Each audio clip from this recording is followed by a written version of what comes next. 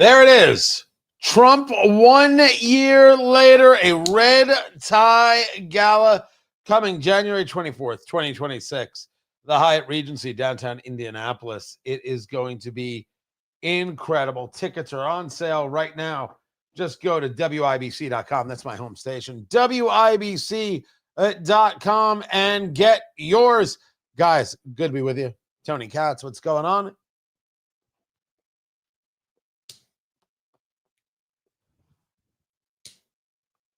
So Melania Robusto from Oliva or Oliva, depending on how you say these things. This is not the Maduro, which I usually go for, but this is what I grabbed. So this is what I'm smoking. A lot to get to, including understanding this Ukraine deal. And the report is that President Trump spoke with Xi Jinping just a little while ago. We will have that as well. I'm glad you're here. Don't forget to subscribe. Tell your friends. Let's go to work.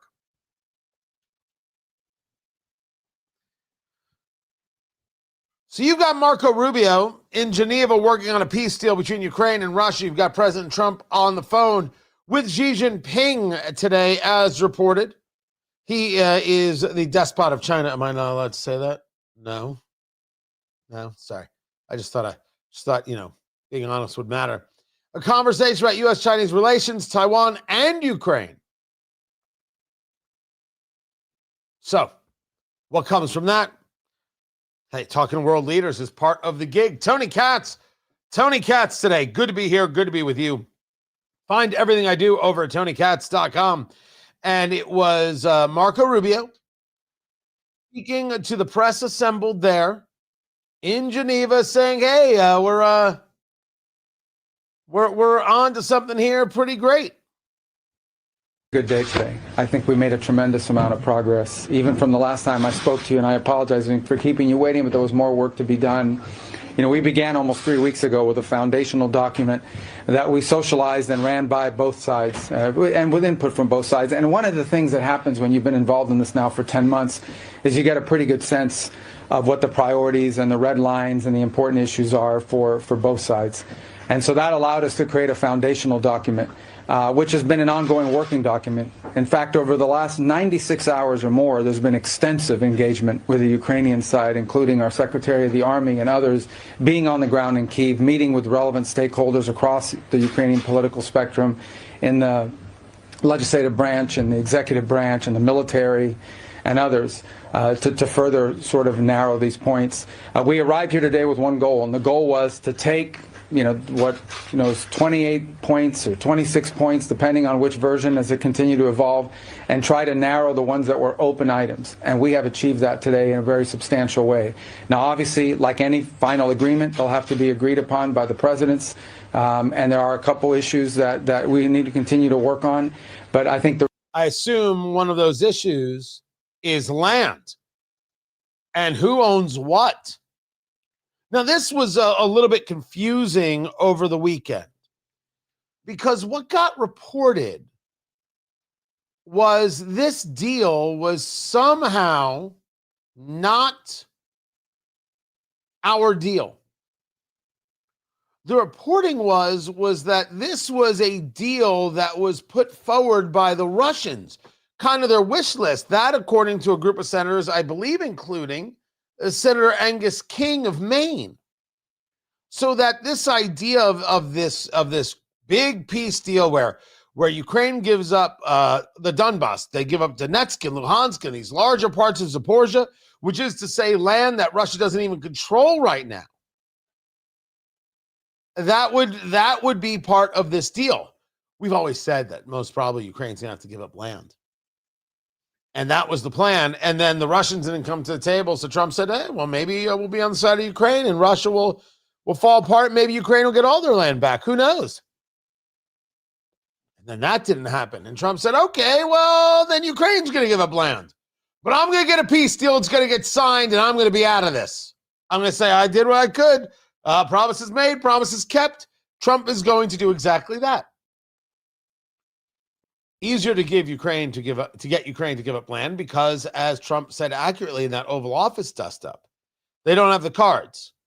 It's J.D. Vance who played it wrong. It's Donald Trump who played it perfectly. In that scenario, J.D. Vance pushed back on Vladimir Zelensky. Why haven't you tried diplomacy? Zelensky said, we've tried everything under the sun. What are you talking crazy for? Then Vance on his heels was like, you don't even say thank you. Then Zelensky, in a broken English and improperly, said, you don't have to deal with the Russians, but you will see. And that's when Trump stepped in and said, you don't talk to us like that.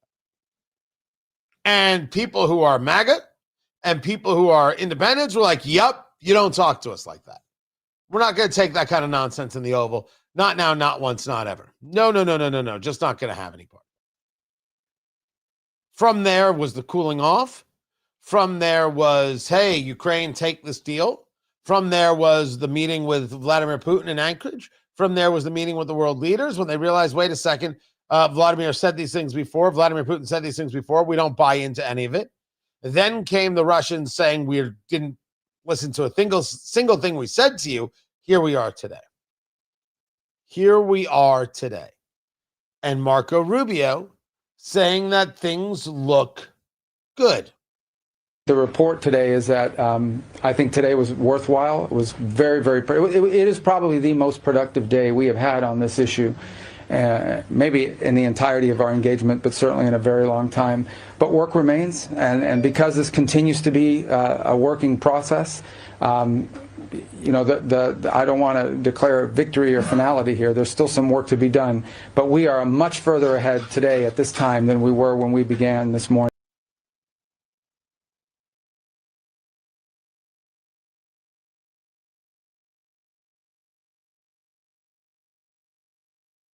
I'm glad that the deal is working. I'm glad that you are ahead of where you thought you would be. The question before us is, whose deal is this? Because these senators said this is not the American deal. This is a Russian wish list, to which you had Rubio come out and say that is absolutely not the case. This is 1,000% our deal. So it is our deal to tell Ukraine to give it up. This is over. There's a part of this that does not compute. And the part that does not compute is the part of us selling weaponry to NATO, and NATO was going to have a large play inside Ukraine. Wasn't that the big talk? Wasn't that the big everything that that NATO was going to get involved, and there was going to be some level of peacekeeping force? And Mark Rutte, who is the Secretary General of NATO, was talking tough, and Trump's doing great here and doing great there, and they're going to sell us arms, and we're going to utilize this. And why isn't that happening? I mean, it doesn't sound like it's happening. Did NATO talk a big game to try and engage a pressure campaign on the Russians, and then when realizing that didn't work, they said, we're not going to go into Ukraine. We're still Europeans at heart, and we're just afraid. Because that's what it looks like. There was a lot of discussion about how NATO is going to be strong and they were going to have this force, and now nothing. Something happened. Something changed to bring us to this place at this time. I don't think that's out of out of bounds to say. As for whether or not I think the Ukrainians are going to take this deal, I'm like you. I don't think they have an option. I don't think there's any place for them to go. Is this a case, as is being asked on the live stream, of Ukraine running out of troops? Certainly possible. They can't lose as many people as the Russians can lose. I think this is more a conversation of everybody else running out of interest. I find it ugly to think that we don't see as valuable. The freedom and security of Ukraine. This is not a question whether or not Ukraine's perfect. They're not. We don't have to even question that. But you can't identify, or you can't, what's the best word I'm looking for? You have to accept the fact that the Russians engaged this. The Russians did this. The Russians invaded. And now they're going to get, in many ways, rewarded with an invasion. And the world said, okay. And I think there's something really problematic about that. There's something very ugly about that. Yes, these areas in the Donbass are indeed ethnically Russian. There's a reality to this. I don't say no.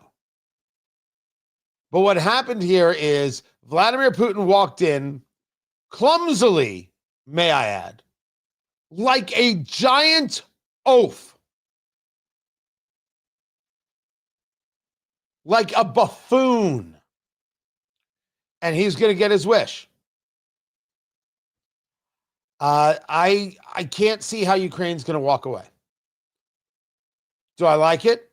No, I do not. I think it's ugly as can be. Sometimes reality is as ugly as can be. We'll see what happens next. Meanwhile, Marjorie Taylor Greene resigned. Am I supposed to get upset?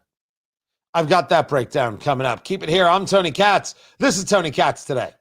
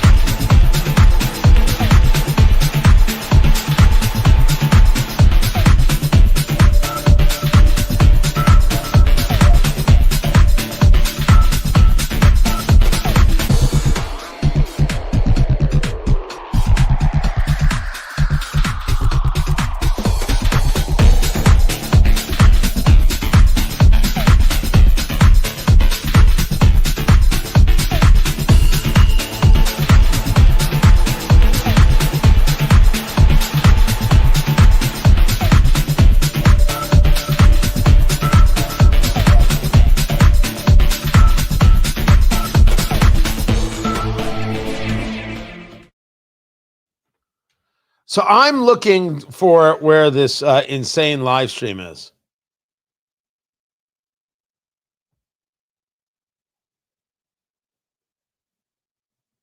No, that's not it. That's not it at all. I don't know where it is. Where is this insane live stream that's happening where everyone's a trolling freak? Because I look it up and I don't see it. Oh, wait, there it is. There it is. There it is. There it is. I found it.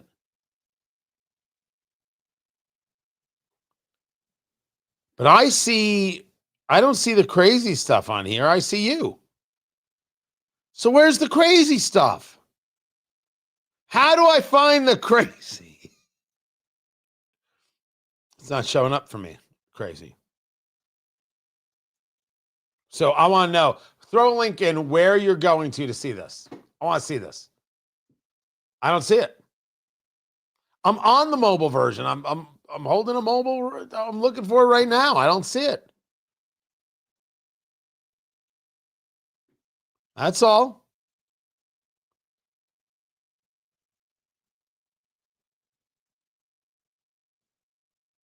No, it's right there.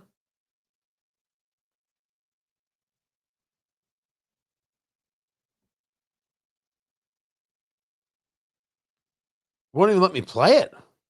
Weird. Anyway, I just wanted to see it. Want to see what was happening. We'll talk about Marjorie Taylor Greene. I don't know. I don't know if you're upset, but we will discuss.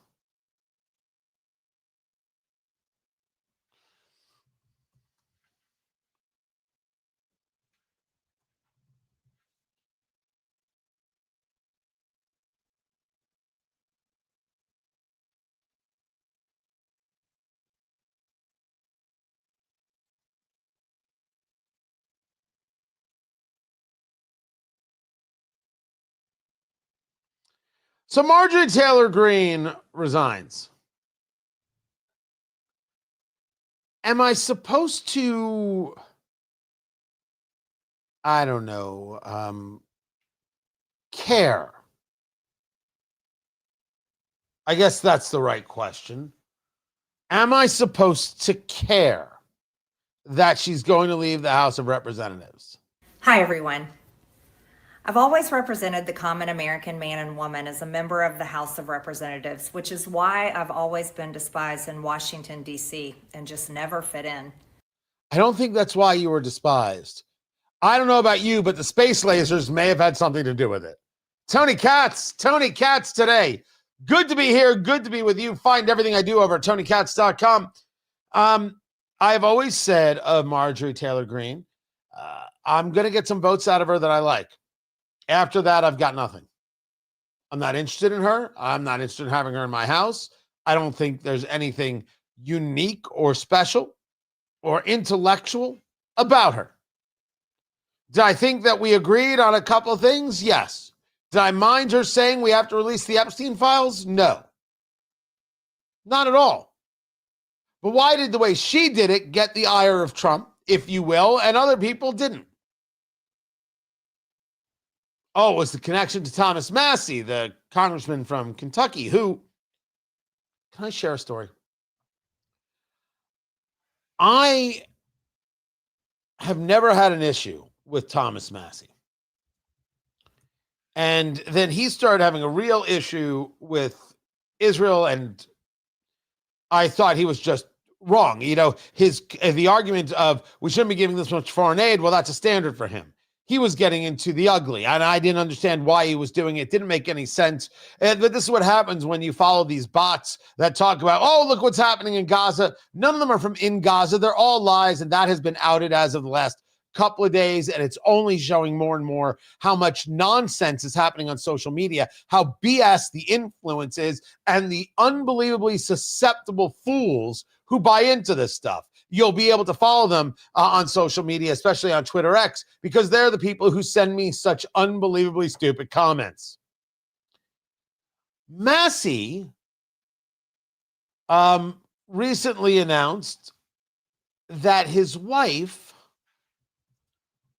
passed away. Awful, awful, awful story. This was it brain cancer? I believe it was. It was a very long, drawn out story, and certainly felt awful for him. Then it got announced that a year later he got remarried.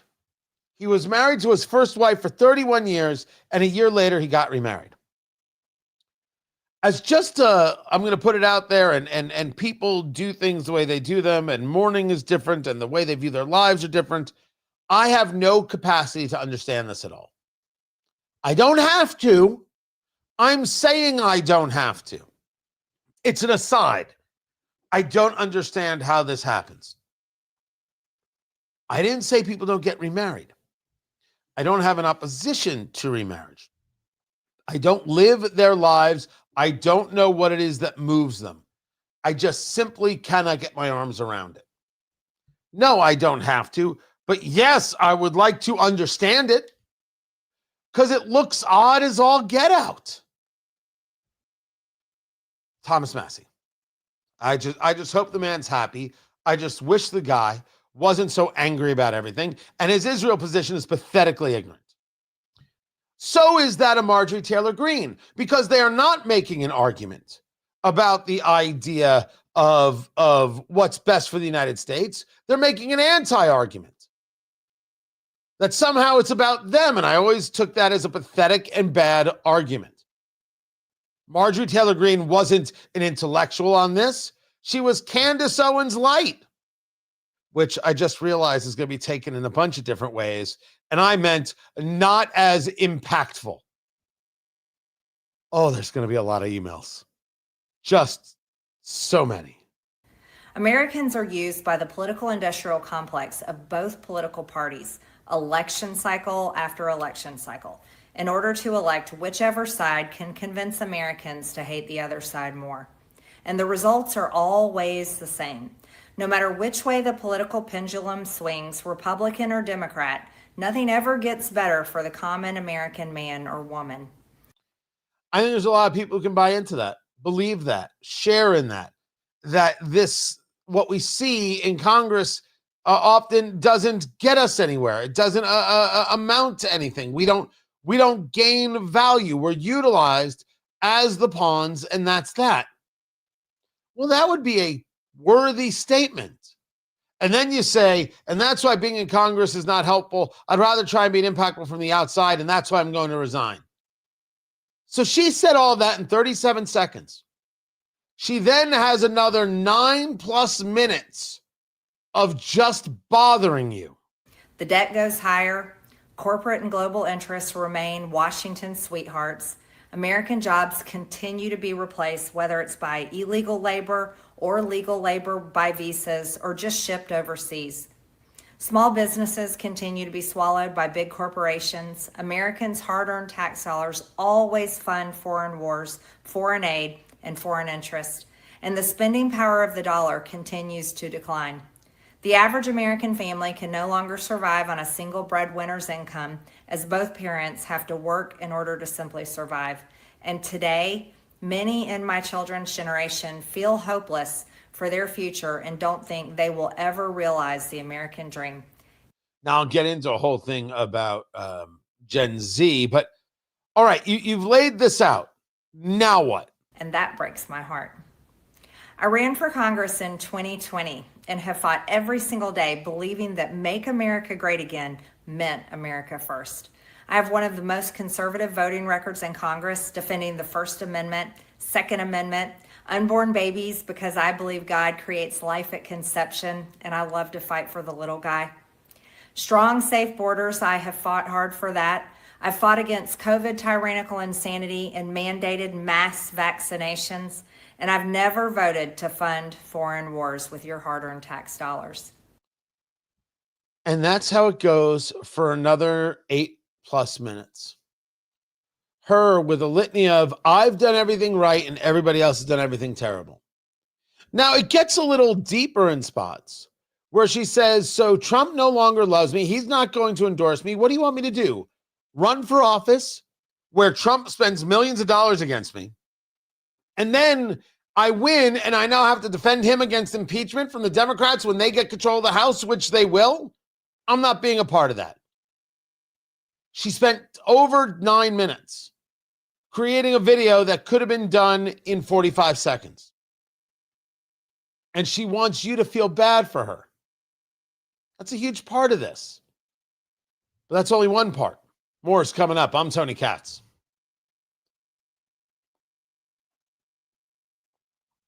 I think people, Greg, would appreciate a whole bunch of things.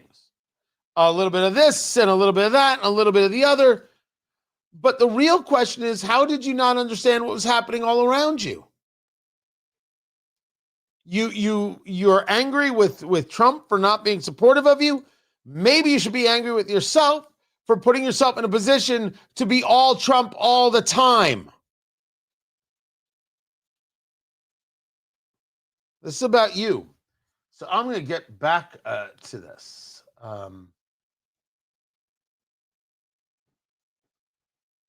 Part 2. Trump's useful idiot. Now, you shouldn't think this only happens regarding Trump. This happens on the left all the time. All the time. There are people out there still saying that Joe Biden could have been president and he was fine.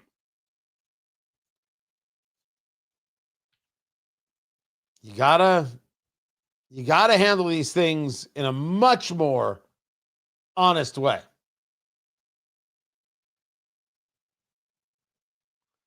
All right, so I'm searching for, okay. All right, so let me see if I can do this. I have found the mobile view. Let me see what these comments are. I don't get the crazy comments. Oh, come on. I want crazy comments too. Oh, all messages are visible. Sorry. Um, uh, can I post this? No, I'll get to that second. Someone asked me about what do I think of DeSantis running. No, man, I don't see the crazies. I don't see the crazies. Sorry. Oh, it's super disappointing. I want to see nutty people. Thoughts on DeSantis running in 2028? I would like to say, for the record, 9,000%. Right now, everybody is positioning that way. They should be positioning for a run. Because right now, the idea that J.D. Vance is somehow super strong, I think is super nonsense. He's not super strong. He's not. I think he's got tremendous and glaring weaknesses. So we should be clear that everybody's going to get in. There's rumor that Ted Cruz is going to get in. We will see what we will see. What we will see.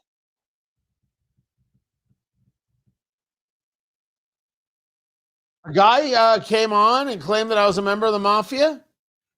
There's no such thing as the mafia.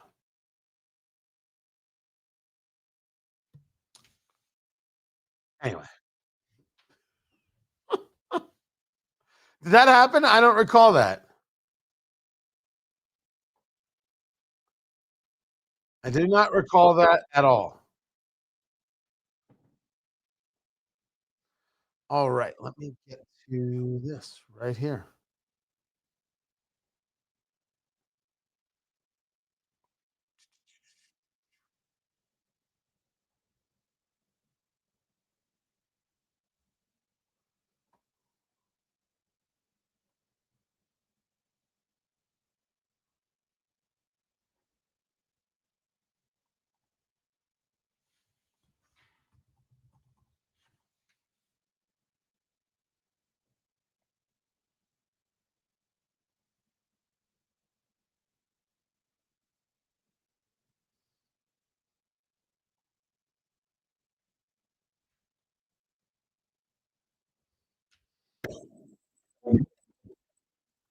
I wrote a piece and I talked about the 3 I's that were killing Americans: immigration, interest rates, and inflation. President's closed the border and the mass immigration is gone.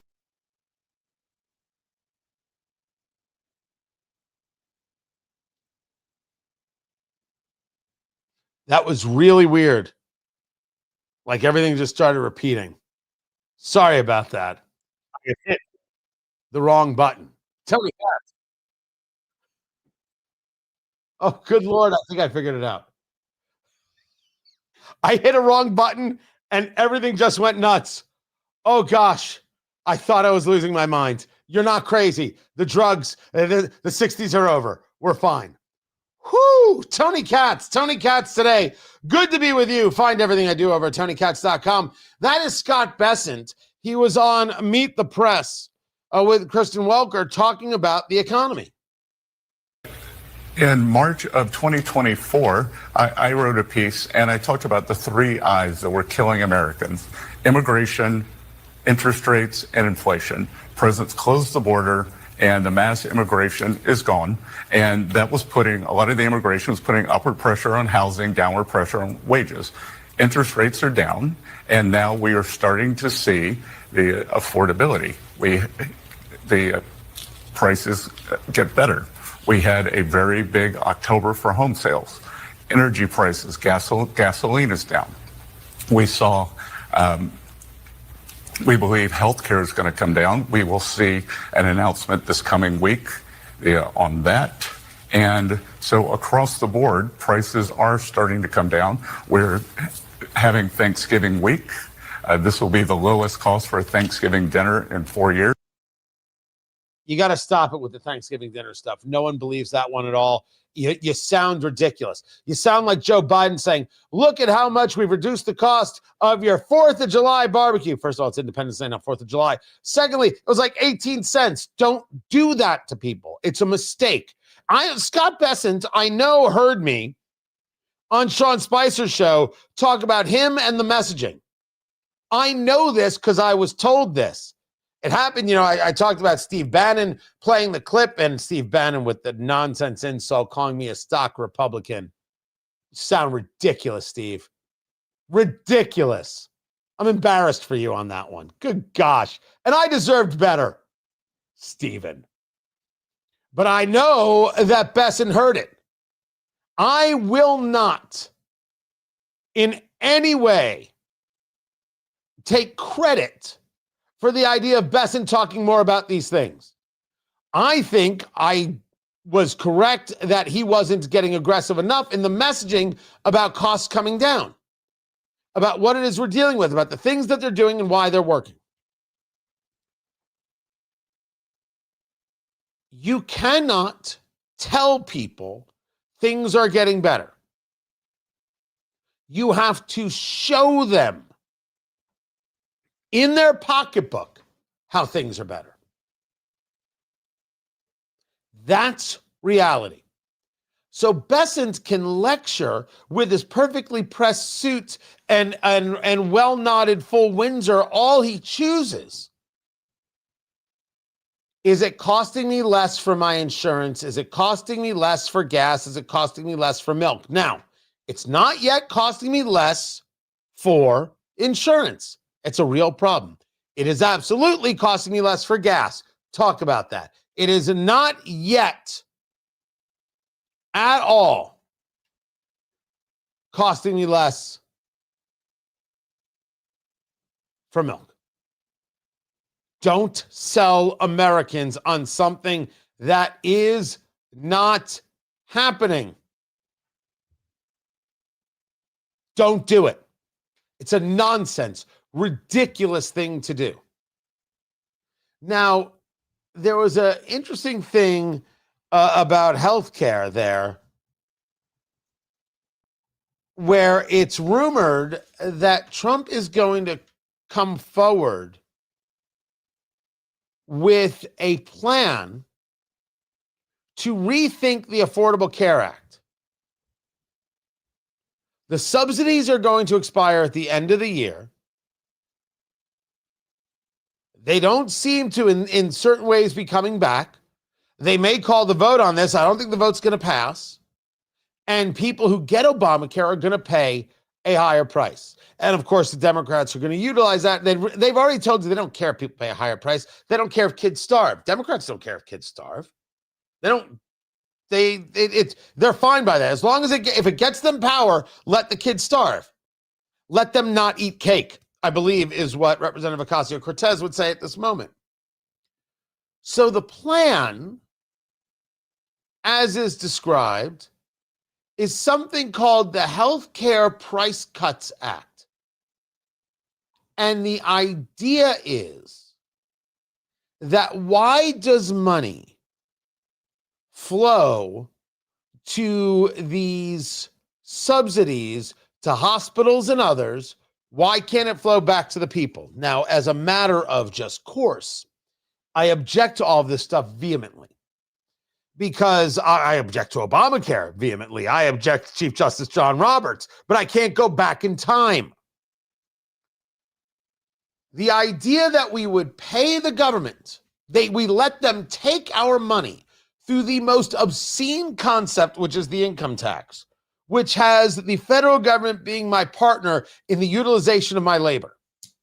That's what it is. I offer up my labor.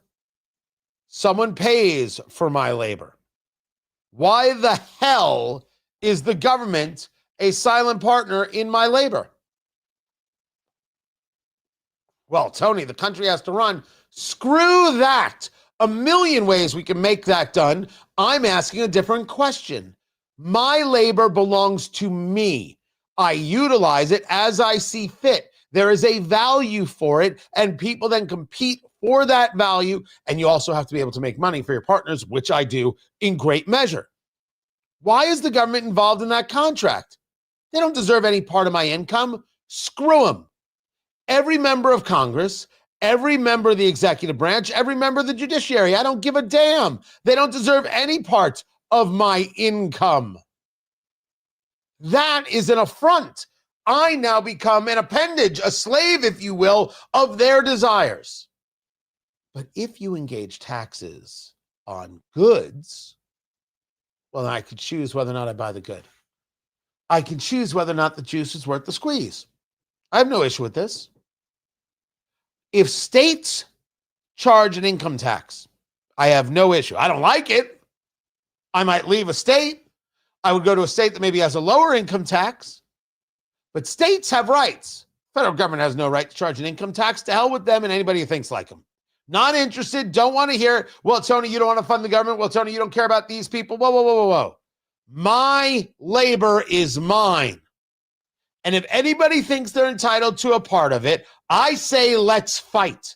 I'm talking about Jetson Shark style. I'm sorry, am I the first person ever to explain it like this? Because there's no way possible I'm the first person ever to explain it like this, if only because I know that Reason Magazine exists. So there's just no way I'm the first guy. But that's the fundamental issue I have. The idea that the government takes our money and now is going to dole it back to us and we're supposed to say thank you? Ooh.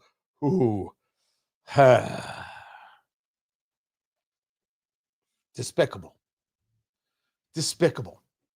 But let's hold off on that just for a moment to understand what is being discussed here. Terminate what the White House refers to as surprise premium hikes generated by the ACA.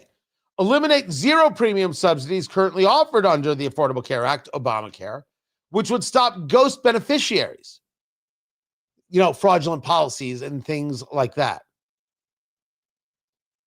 Take the money that would go to all of these groups and give it back to the people. I haven't done enough looking in. I haven't done enough research. I haven't done enough talking to people who know more about this than I do.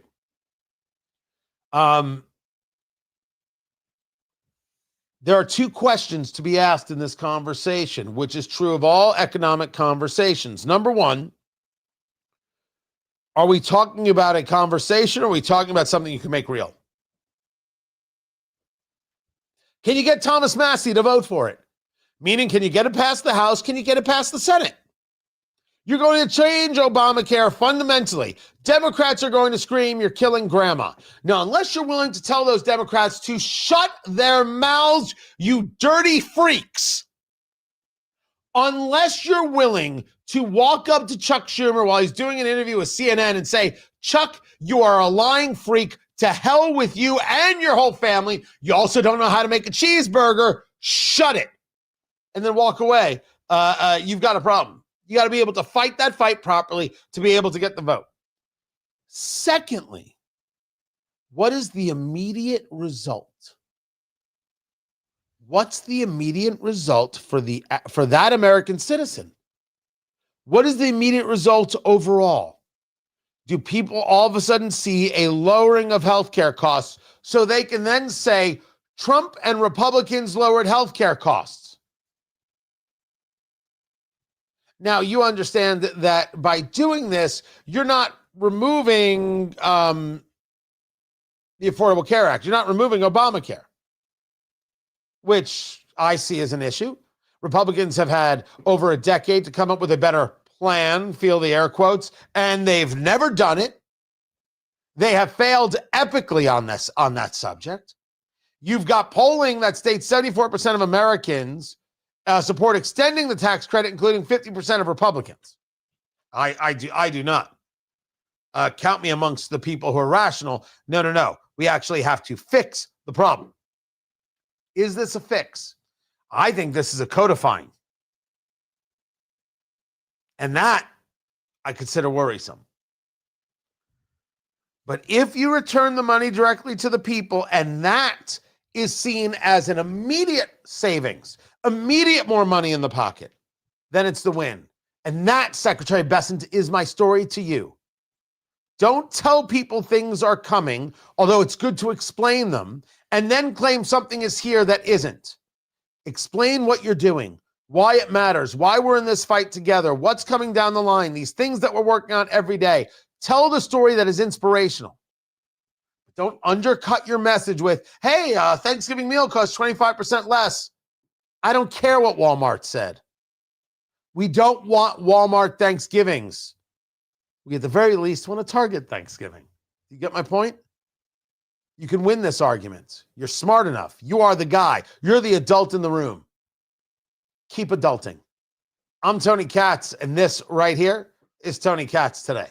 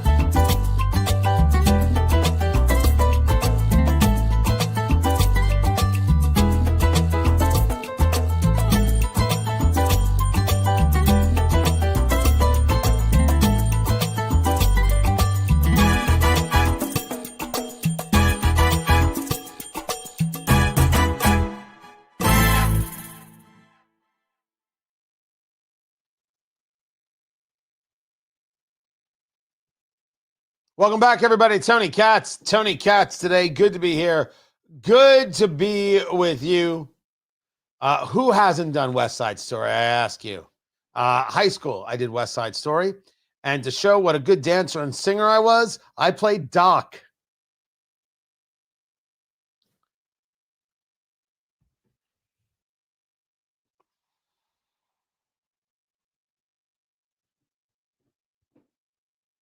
Yeah, well, what are you going to do? What are you going to do?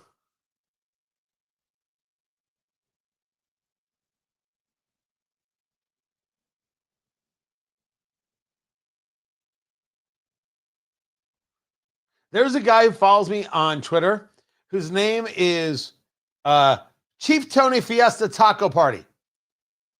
He does catering and events in California. And first of all, brave staying in California. Secondly, Chef Tony Fiesta Taco Party was going to be my name on OnlyFans. Damn it. I can't believe it's taken. I had a plan. And I'm telling you, at least for curiosity, I was going to get a lot of first-time subscribers. What? I'm telling you, if I don't do my OnlyFans, I'm a fool. I am an absolute fool.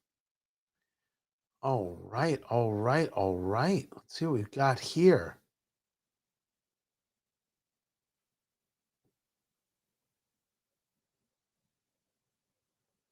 Well, this is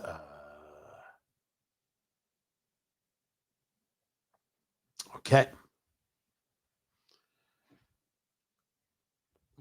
No. So it's not even a fireside chat. There's no talking at all in my OnlyFans. My OnlyFans idea is so good. I'm telling you, I can't get away with it. I think the stations would fire me. Is there any radio host on OnlyFans? I'm not doing that stuff. Doing anything. Because I'm told you could do other stuff. Full disclosure, I never in my life have been on OnlyFans. Never. So, by the way, the Brisket Whisperer is freaking genius. And I'm telling you right now, Festival of Meat, that's in I can't get it out of my head. That is such a good name too. And that was from Libertarian Dragon. I'm giving him no credit whatsoever. Thank you. Let's get back to the show.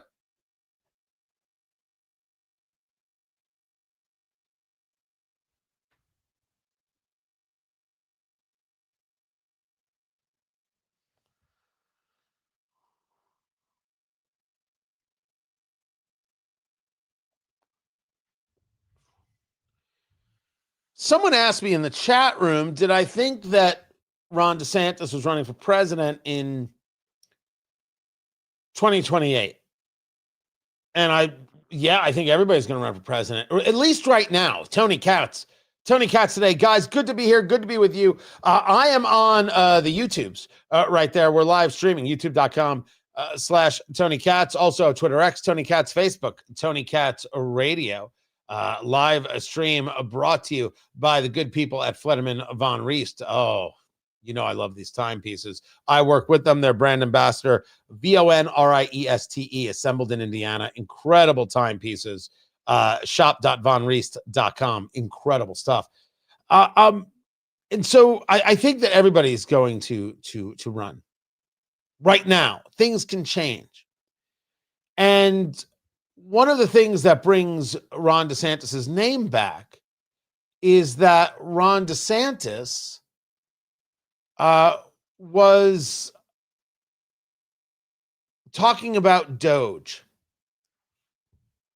And he said, Doge fought the swamp and the swamp won.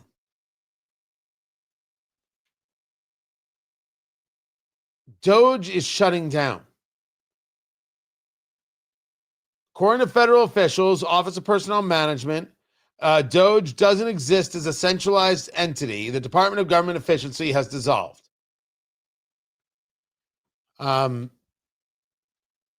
Very disappointed. Doge was the right idea. Doge was everybody saying, this is what I voted for.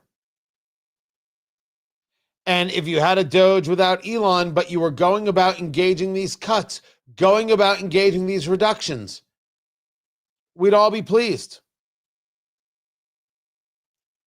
To end this early is wrong. Now, you could argue, well, no, see, they're doing it this way, they're doing it that way, they're doing it the other way. You could do it in a lot of ways.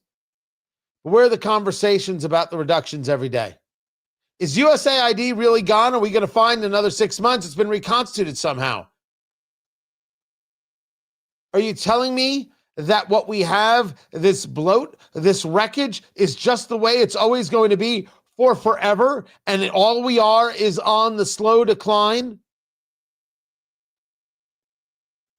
I'm personally not a wanter of that, and I don't think you are either. One must run fast and break things sometimes, and Doge was doing just that.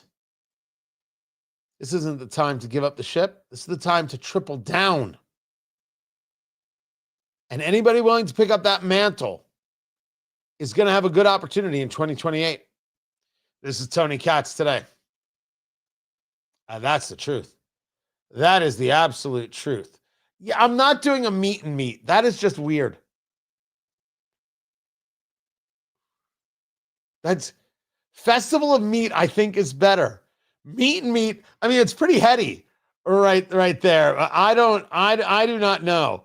A podcast called The Brisket Whisperer is very funny. You bring the sponsorships, I'll take care of the rest. I will take care of the rest there. For sure. So here's the story. We're in commercial break. I actually thought Trump was going to come out and say something. The White House Christmas tree arrived, so I was kind of expecting some level of statement. It didn't come. It didn't happen. So we're in the commercial break. And so we're going to take a break right here. Of course, we do the radio show along with it. So kick back, relax, smoke them if you got them. We will be back in a little bit. Stay here. All is good. All is right. Be back in a few, guys.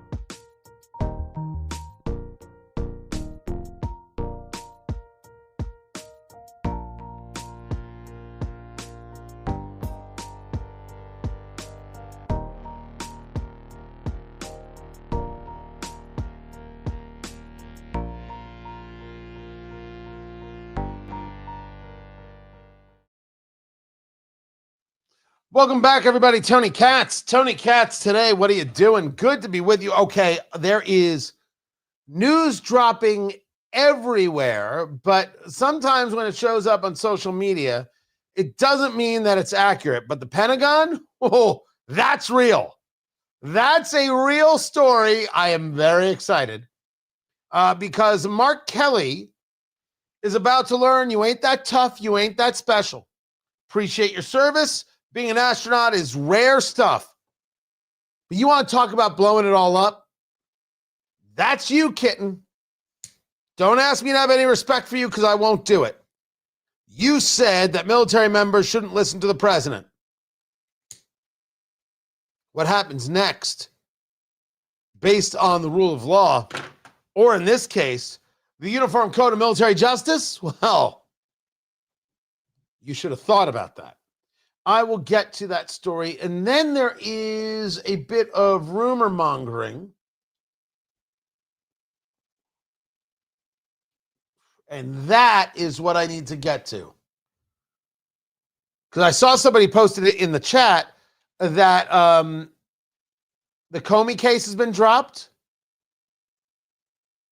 And if that is the case, I'm going to lose my head. Yep. Well, no, see, this is different. This is a federal judge has thrown it out because Halligan was invalidly appointed. Oh, that's different. That's different. Okay. All right. See, that's not the story. The dropped is not the story. That distinction with a massive difference here.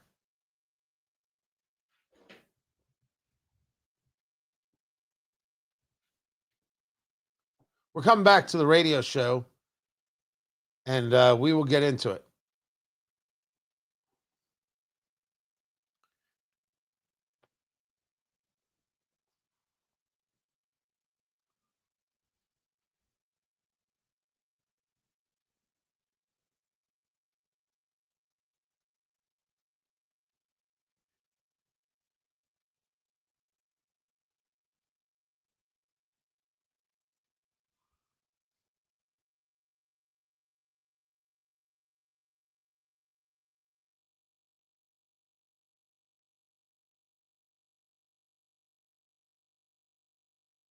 The Pentagon is now threatening to court-martial Senator Mark Kelly. Good. Now, I don't know if they actually can. I don't know if you could recall him to active duty service and make this happen. Why is this happening? Well, that's a bigger story. Tony Katz. Tony Katz today. Great to be here. Good to be with you. Live streaming, youtube.com/Tony Katz. Don't forget to subscribe. Right? Make that happen. Let me bring this to you. This started with a video of such disgusting proportion from Senator Mark Kelly of Arizona, Senator Alyssa Slotkin of Michigan, Congressman Jason Crow, and a host of others, including a congresswoman by the name of Maggie Goodlander. Maggie Goodlander, who was a foreign policy advisor to Joe Lieberman and John McCain, a law clerk to Merrick Garland and Justice Breyer, served on the House Judiciary Committee during the first impeachment of Trump, and she is a member of Congress. You know who she's married to? Jake Sullivan, the former national security advisor under Biden. If you want to talk about somebody who knows how to be subversive, it's Maggie Goodlander. Maggie Goodlander was amongst those who made this video that said, hey, active service military, the Trump administration is bad, and they're putting you in a bad spot, and you do not have to follow illegal orders. You must disobey illegal orders. This was, of course, these Democrats pushing the idea that Trump should not be able to be in charge of the military as commander-in-chief, and you shouldn't listen to him. It was undermining the presidency. It was undermining the executive branch. It was trying to usurp the duly elected president. It is obscene. A lot of people on your social media feeds and my social media feed have decided that the correct response is, what's wrong with letting the active military know what their duty is and know what their rules are? I can't stop people from saying something that ignorantly stupid. And I say it exactly that way because everybody who is rational knows what these senators and these members of Congress were doing. Everybody. The sophistry of they were just saying what's the law and you don't follow illegal orders, that isn't what they were doing. That's what they said. That's not what they were saying. Rational people understand what they were saying. People who think that everything is a court of law want to go into what was said. We know better. And so does America. And what we saw on Sunday show after Sunday show after Sunday show was the ignorance of people like Representative Goodlander, who, when asked about this, sounded like a child. Takeaway from your message. Alex, we love this country. We love our Constitution. It is our job as lawmakers, and especially in this moment, to be clear morally, to be clear legally. And simply and clearly stating what the law says, what the Uniform Code of Military Justice says, it's not a crime. It is not treason. It is not sedition. It is our job. And I think it's really important that we do our jobs in this. I did not know she also did voiceover for Cartoon Network. Now, there's nothing I can do about her voice, nothing she can do about her voice. She certainly does not sound in any way authoritative. It happens. But does that sound like somebody who's convinced of her position, who believes in the strength of her position? Or is she being a mealy-mouthed whatever you want to then say next by trying to skate around what it is that she thinks her job is and what she says she was saying when, of course, that isn't the thing that was being said? But she is not the only one who was doing this. This is Representative Jason Crow. Let's get to the content of what you had in that video you released, because there are also 15 House Republicans who are also veterans who released a video, including a retired 3-star Marine Corps General, Jack Bergman. Take a listen to this. Troops, listen up. Any service member who refuses a lawful order is subject to court-martial for violating the Uniform Code of Military Justice. We study what's lawful and what's not lawful, and the Democrats stunt insinuating that they're illegal or unconstitutional orders. It's downright dangerous. It is corrosive. It is meant to weaken our country and weaken the military.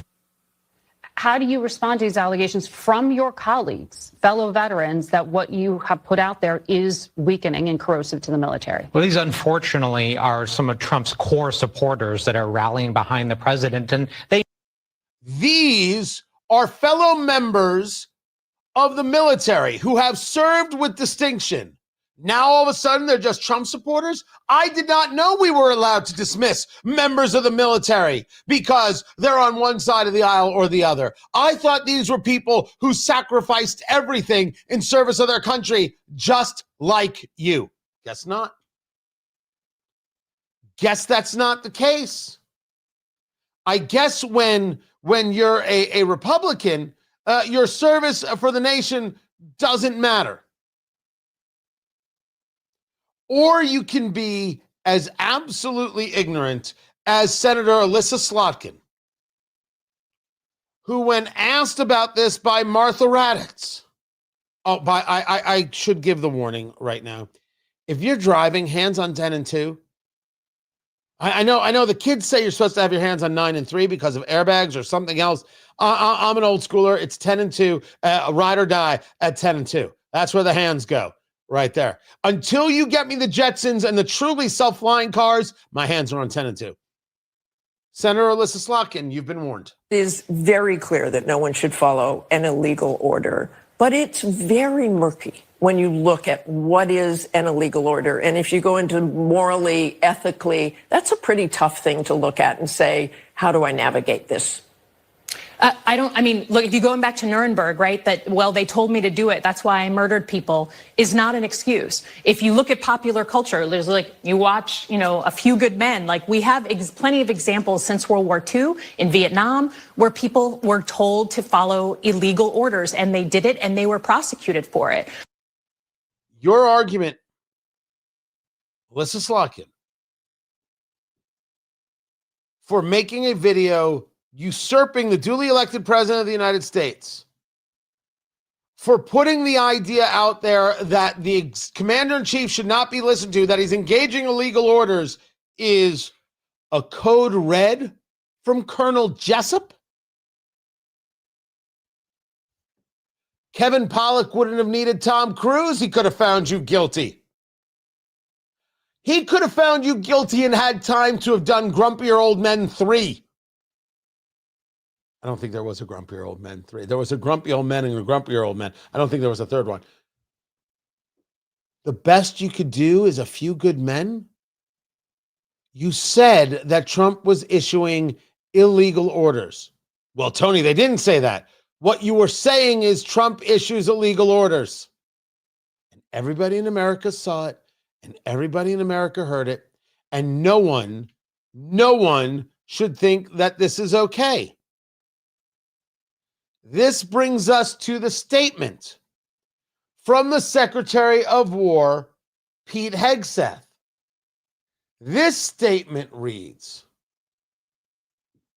that the video made by the seditious six was despicable, reckless, and false. Encouraging our warriors to ignore the orders of their commanders undermines every aspect of good order and discipline. That's accurate. He goes on to state, their foolish screed sows doubt and confusion, which only puts our warriors in danger. 5 of the 6 individuals in that video do not fall under the Department of War jurisdiction. 1 is CIA, and 4 are former military but not retired, so they are no longer subject to the UCMJ. However, Mark Kelly, retired Navy commander, is still subject to the Uniform Code of Military Justice, and he knows that. Which brings us to the story about the Pentagon, which is now threatening to court-martial Senator Mark Kelly. They may call on Mark Kelly, they may call him back to active duty, and therefore face court-martial proceedings or other administrative actions under the Uniform Code of Military Justice.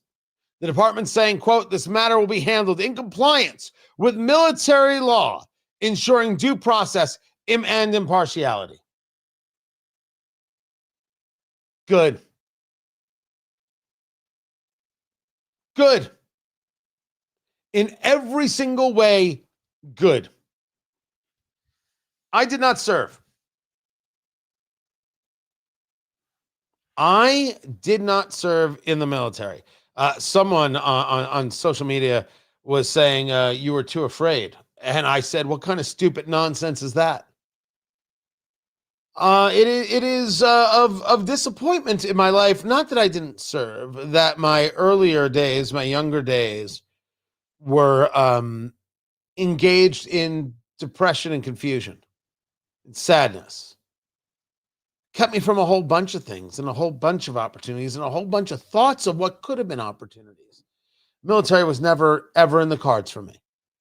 Ever. Back then. There would have been no way to see that one through. There would have been no capacity for me to handle that. That is to, not to my shame, just the reality of what it was for me. I know that people join the military. I knew there was a military. Certainly, I had parents who had no interest in me going down that road and never entertained it with me. I will tell you exactly what I told my children. If you told me you wanted to join the Navy, we'd have a conversation about it. If you told me you wanted to join the Army, we'd have a different conversation about it. If you told me you wanted to join the Marines, we'd have a really different conversation about it. These are different worlds than I come from, and you got to understand what it is you're getting into and how these things are different and what it is you're signing up for, because there is no out. There is only through. But I would not have objected. I still would not object. The military is better off that they didn't have to deal with me. I would have been better off not having such a level of depression in my childhood into my early adulthood and having figured it out later and found a better way later in life. I am just thankful I found a better way. You want to call it an excuse? I'm giving you reality. You don't want to buy it. I can't do anything about that. There were people at a younger age far more equipped for what this nation needed than I did, and good on them. Good on them for answering the call. Mark Kelly deserves no love. Now, no harm should come to him from any citizen. All that stuff is madness and nonsense, and the swatting and everything else. It's ridiculous. It's disgusting. It isn't how we do things. I have a ballot box. I can do this without all the things that disastrous nations have to go through. But being charged? Hell yes. Hell yes. I favor it. I favor Mark Kelly having to deal with the consequences of his actions. He wants to lecture to us about how he upholds a code and then does not uphold the code. He should have to live by it. Someone in the chat says, but you're advocating for regular Americans to go to war while you sit at home telling us propaganda. First of all, nothing I have said is propaganda. It is a point of view. If you don't like it, you don't have to listen. Secondly, advocating for regular Americans to go to war. You mean soldiers when the moment does call for it? And the answer is yes. I advocate when the moment calls for it for us to engage a fighting force of full and outright lethality to destroy the enemy until the enemy is quite literally dead.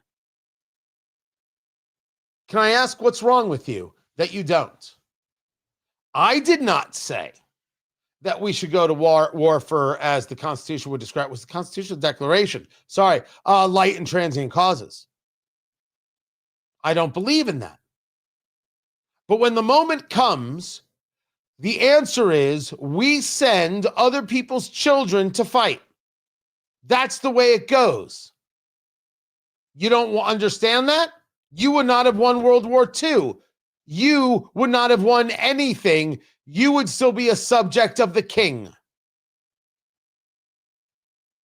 It's time for grown-ups. And it's time for Senator Mark Kelly, and I believe all the rest who should resign in shame, to have to deal with the consequences of their despicable actions. Let's see what the Pentagon does.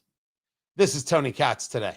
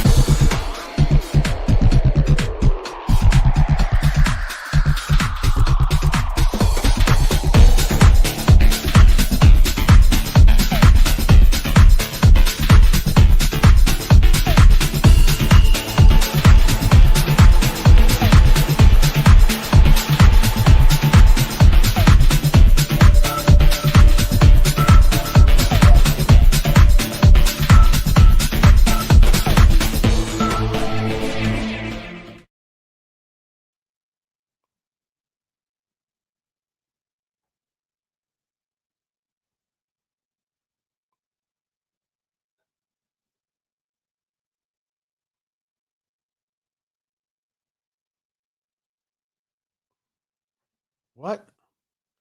Can I tell you, again, I say it. Social media has gotten weirder and weirder and weirder and weirder. Well, I guess it makes some people happy. Welcome back. So the James Comey story, it's bigger than just Comey as the data is coming out right now. And so this story might change a little bit, but I will bring you the latest on this in just another minute. And where is it? Where is it? Where is it? Where? There it is. Boom! On sale now at WIBC.com. Trump 1 year later, a red tie gala. It is going to be a stellar event.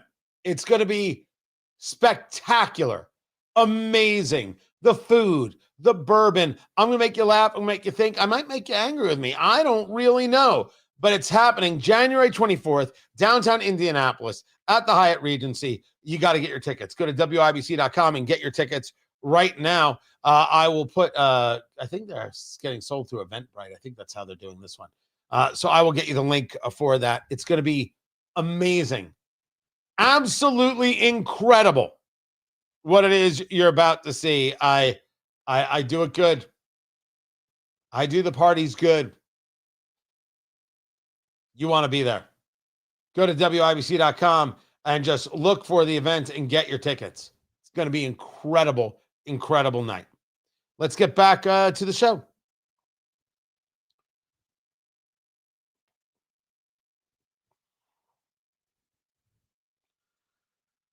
So what in the world just happened in the James Comey case? Well, I'll tell you what needs to happen. Well, I'll say it again. I put everything on Pam Bondi.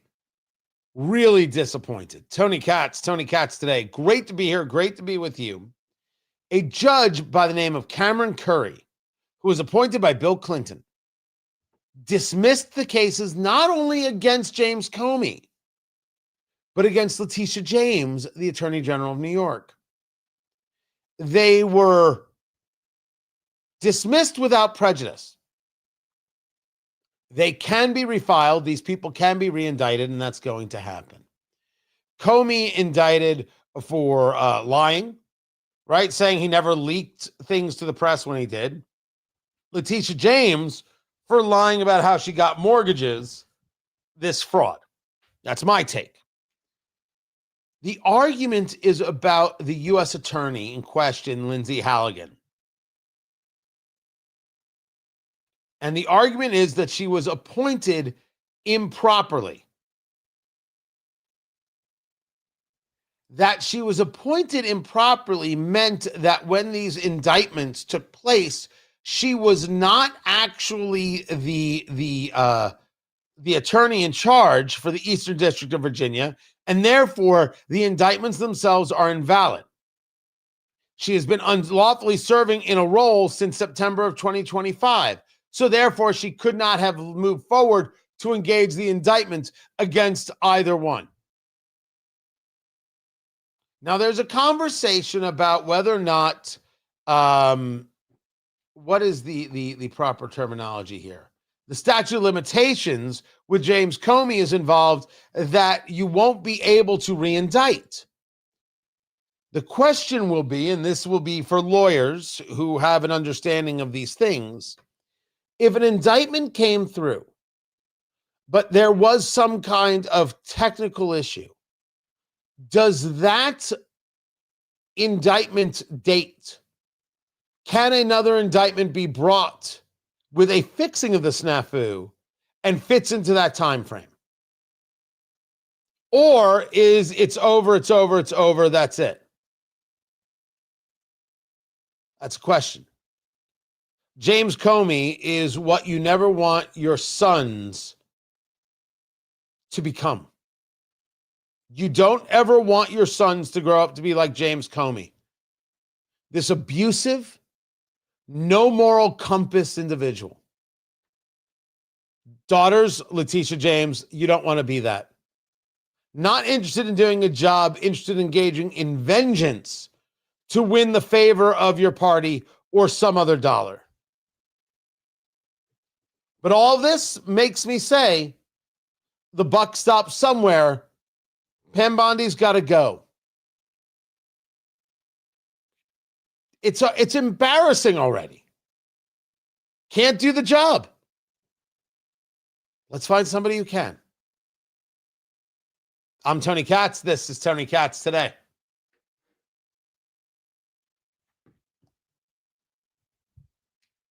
There it is. We can make a country song, can't we? All right. Mama, don't let your babies grow up to be Comey. So VIP or regular tickets? So VIP will get, first of all, there's a separate room for VIP that they'll be able to hang out in. There will be 2 extra bourbons for them to try. So we've got 3 bourbons for everybody to try and share, and stations and all the rest. We'll have 2 extra bourbons for them. And you have preferred seating. So you have seating right up front. It's, did I mention the swag bags? I take care of my people. I take very good care of my people. Yes, producer Landon has gotten some swag bags before, because as the producer of the show, he gets entrance to my events. That's part of the perks package of working here at Tony Katz Enterprises Worldwide. So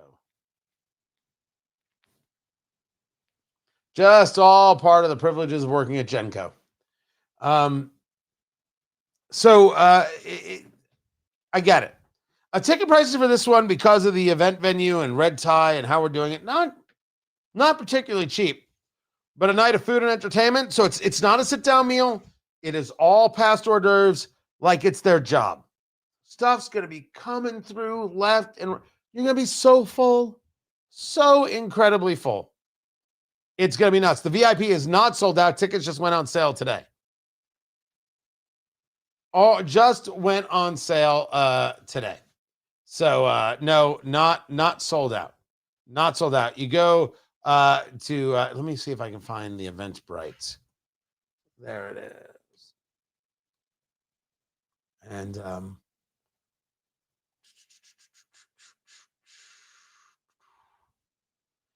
And I'll shorten up the link, but there it is. Right there, and you can get your tickets. It's going to be incredible.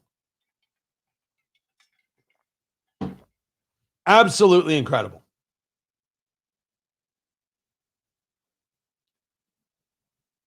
I'm very excited about it. It's coming together very, very well. The highs, the lows. I've got a lot of moving parts in this one.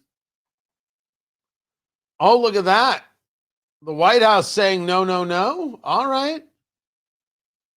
The principles. We'll get to that. We will get to that. Thank you there, producer Landon. Well done. Well played.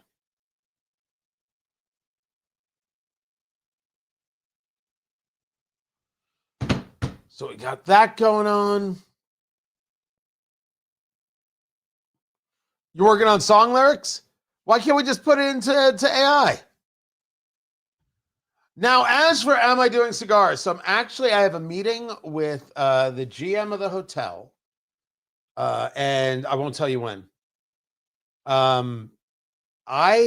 He has a plan for a smoking spot to do cigars. I gotta see it, and if it works, it might be the coolest thing I've ever done. And no, it's not rooftop. They don't have a roof.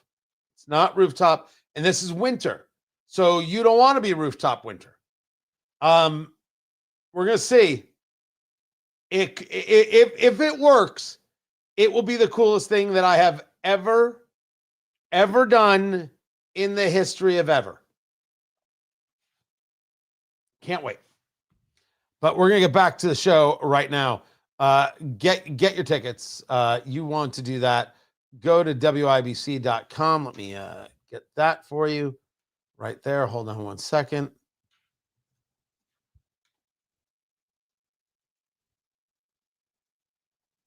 Yeah, I'm good.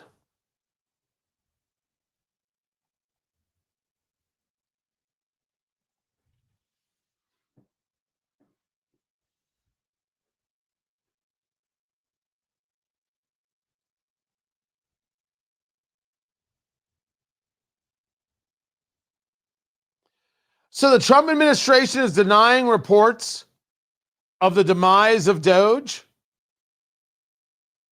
Is that what they're doing? They're saying, oh, no, everything's fine. What are you talking about? Everything's super groovy. Efficiency, otherwise known as Doge, is dead. Darren Botella's got the story. Capitol Hill working that. What you find out, Darren? Good morning. Good morning, Bill. As you pointed out, the administration is saying that Doge is not dead, instead saying it's decentralized and every agency is working on cost-cutting measures. This whole controversy started with a Reuters article that was posted just about 24 hours ago. Here's what he was talking about. It was saying that Doge is disbanded 8 months ahead of schedule, of course. By the way, it's set to come to an end in July 2026. Also in the article, Bill, it says that former Doge employees have taken new roles in the administration. Scott Kapoor, director of the Office of Personnel Management, hitting back with this tweet saying in part, the truth is Doge may not have centralized leadership under USDS, but the principles of Doge remain alive and well: deregulation, eliminating fraud, waste, and abuse, reshaping the federal workforce, making efficiency a first-class citizen. Doge. Good. Excellent. Am I concerned? Well, sure. Absolutely concerned. You know, you need to be focused on this. I don't need a big government agency to do it. I need the work to be done. But I don't know if putting it in these separate places, it all just falls by the wayside. This brings us to MSNBC. I'm sorry, MS Now. Talking about Marjorie Taylor Greene. And if you want to understand the Republican from Georgia who is resigning from Congress, well, you need MS Now to explain it to you. Michael, so which is it? What does her split from Trump tell us about the future of MAGA? It tells us the MAGA coalition is collapsing. She was one of the most powerful and influential voices he had in Congress. She was with them since the beginning in 2015, and now she has chosen to move on. And it's not just her. Even outside of Congress, you have some of the most powerful media voices on the right who have moved on from Trump. People like Joe Rogan and Tim Dillon and the racist white supremacist Nick Fuentes. Those people have all moved on because they have said they feel betrayed. And so if I'm Donald Trump, I'm wondering what this means for me and my ability to get anything done next. What you need is the former spokesperson for Hakeem Jeffries to explain it to you. That's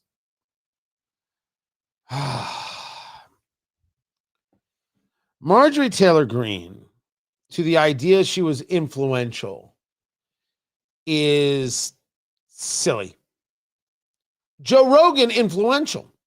And a really acceptable, worthy conversation should exist regarding why did you lose these people, these players who were certainly helpful and influential in helping you winning re-election.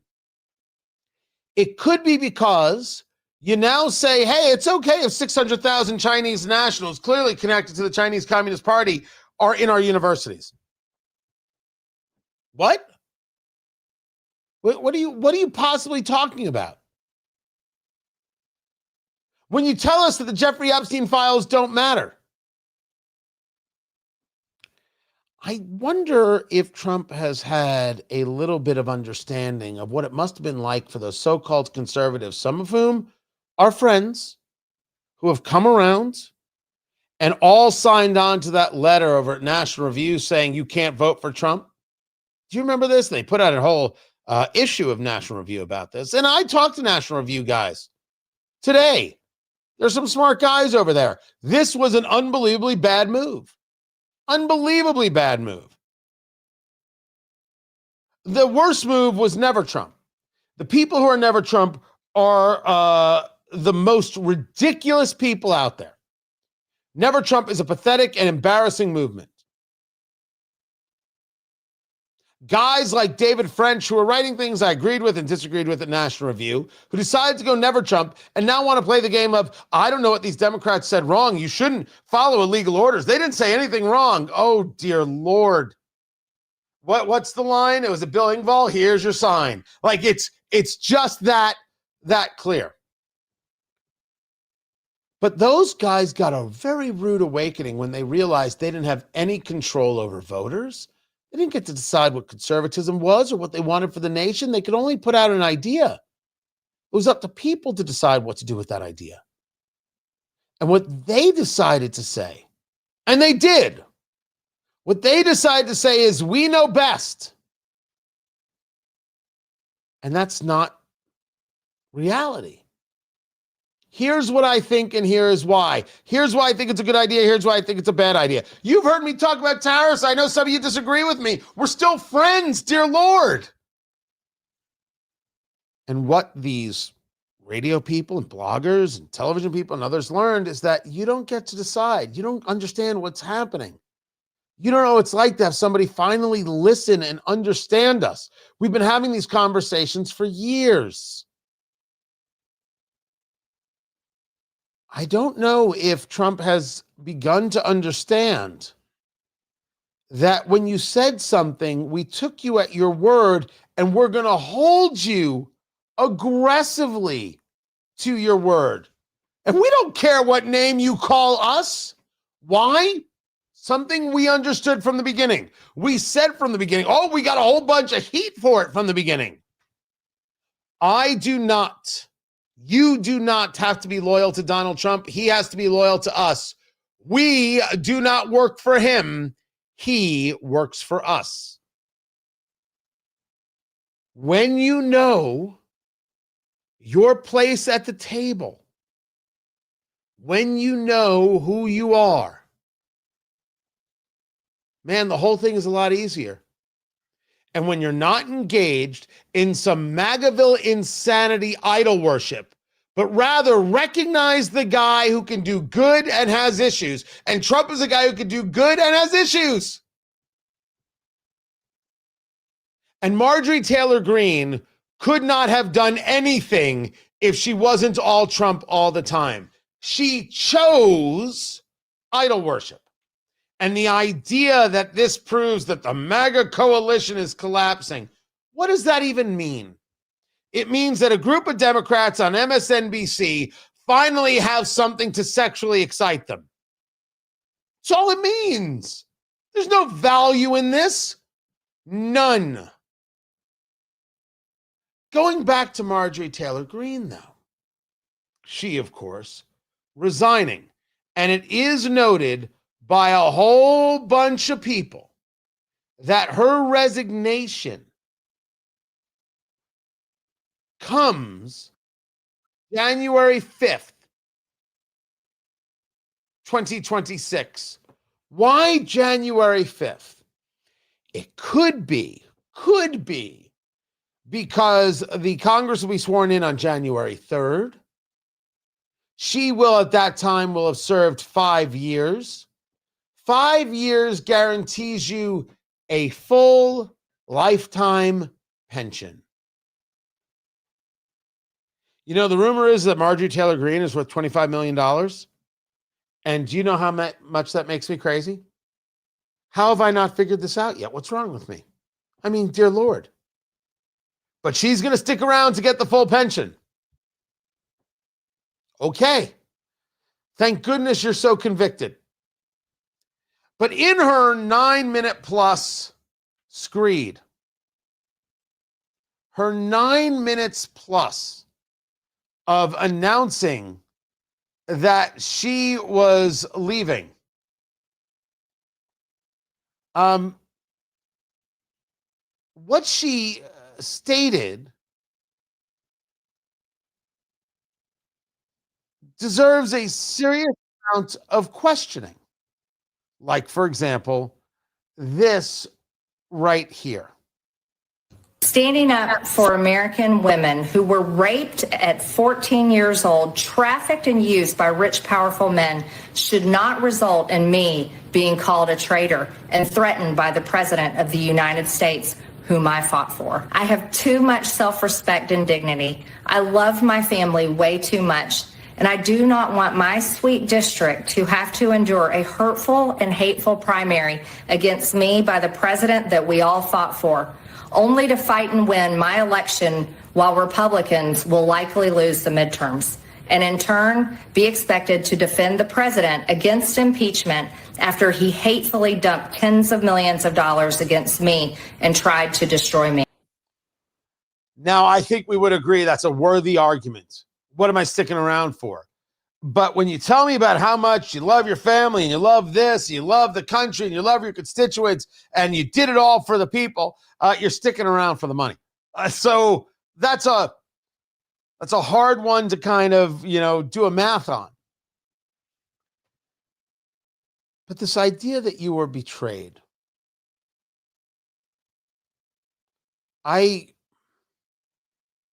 if you want to play the part of useful idiot, Representative Green, you can. But I don't think anybody should play that part, and you did. And don't worry, you're not alone. There are others, whether they're in Congress or they're influencers or whatever they are, they play the part of useful idiot. There are only two people you agree with 100%. There are only two people whose opinions you think are perfect, and that is your own and Jesus, and everybody else is fallible. That's reality. The man never said anything wrong a day in his life. Do you know how insane that is? I agree with everything he says all the time. Really? Because I think that's crazy. And you sound ridiculous. And we should be clear, Marjorie Taylor Greene, you sounded ridiculous. If you had been someone who at least openly said, I'm not in favor of that right there, there would be more credibility to it. But when you are shocked to learn that you disagree with the president and the president has choice things to say about you, you've never seen Donald Trump before. You never once, saw a video clip. I think there's a lot of crocodile tears here. I think you're allowed to resign. I think you have an interesting thing to say about how Congress works and how nothing ever gets better and the real issues there, and I think that's valuable. I think you make a point about why should I run? I'm going to win. I don't know if you will. Trump's going to spend all this money against me. Then I'm going to be expected to back him up. I don't want to be around that. I think that's an argument people could actually connect with. And to prove how gross it all is, I'm going to stay so I get my pension. I will say clearly, I don't think you'll be missed. I'll be curious to see what you do on the outside. I'm Tony Katz.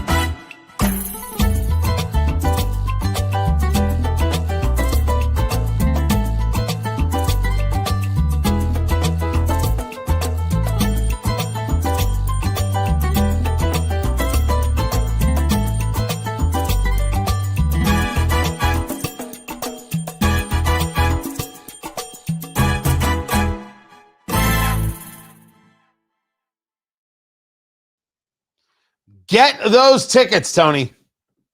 Chat room, Tony. He was heading out so he could go get his tickets, and you should. You should make that happen. It's going to be incredible. There it is. Trump, 1 year later, a red tie gala, January 24th, 2026. Go to WIBC.com and get your tickets. It's going to be so good. It's going to be so good. Guaranteed your money back. Just kidding. You're not getting your money back.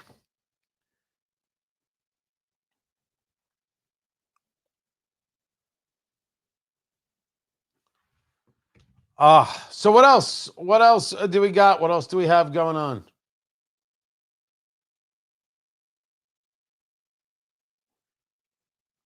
Beauty, beauty, beauty.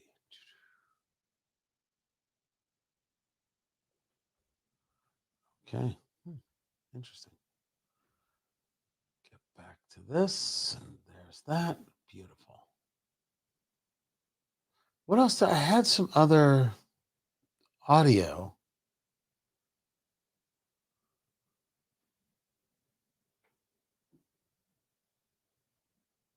I thought I did.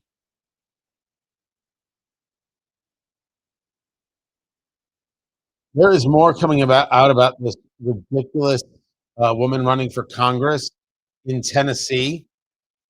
The one who said she hates Nashville. The video of her in 2019 trying to run into the governor's office and got dragged out by Tennessee police. Very weird. Super weird. I will try and hit that story tomorrow. Oh, she's a special kind of cuckoo. That's what she is right there.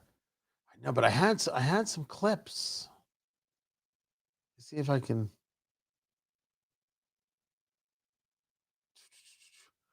Oh, yes.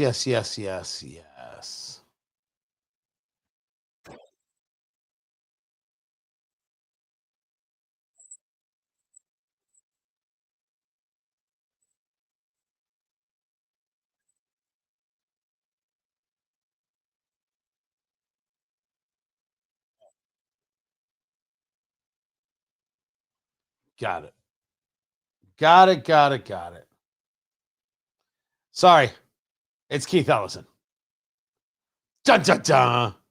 You ask, I bring it to you. It's coming up right now.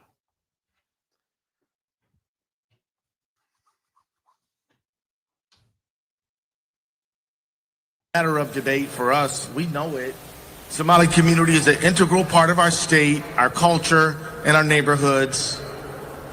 Like so many immigrant communities before them, many Somalis came to Minnesota fleeing conflict, instability, famine, just looking to build better lives for themselves and their families like everybody else. But that's not what happened, seemingly, in Minneapolis there, Keith Ellison. The guy who claimed he didn't know what Antifa was, but there's pictures of him years ago holding the Antifa handbook. Yeah, that Keith Ellison. Tony Katz today. Great to be with you. He's the Attorney General of Minnesota. And the story here is that it was learned through reporting from the Manhattan Institute that Somali nationals in Minneapolis, was a very large Somali population, are applying for all types of funds that were available through things via COVID-19, the Minnesota Medicaid Housing Stabilization Service, something called Feeding Our Future. And they made claims of kids being autistic. They made claims of this, that, and the other. And to get funding, dollars. And then what they did is they sent that money back to Somalia, and Al-Shabaab, I got to pronounce it correctly, the terrorist organization ended up with the money. They funneled money back to a terrorist organization. And now Trump is saying, you lose your temporary protected status. This is ending. Temporary protected status is what we found in actually, we're heading back in the spring. Springfield, Ohio, the Haitians are eating the dogs, eating the cats. That wasn't happening, but they are eating geese, and they are terrible drivers, and the housing problem is massive. Temporary protective status is what allowed the Haitians to stay. And it seemed to me like it was a jobs programs for factories out there in Springfield, Ohio, because now they got these workers. Temporary protected status is what the Biden administration utilized for specific groups for specific purposes to keep them from being removed. Somehow they deserved extra protection. All the animals are equal, but some more equal than others. Trump is removing that. And it shouldn't just be for those in Minnesota. It should be for the nation. I will dig more into that. Keep it here. This is Tony Katz today. I appreciate you guys. Can't thank you enough for being here and being a part of the show. Back tomorrow at noon, and you should be here as well. Don't forget to subscribe, and don't forget to get your tickets for Trump 1 year later. A red tie gala.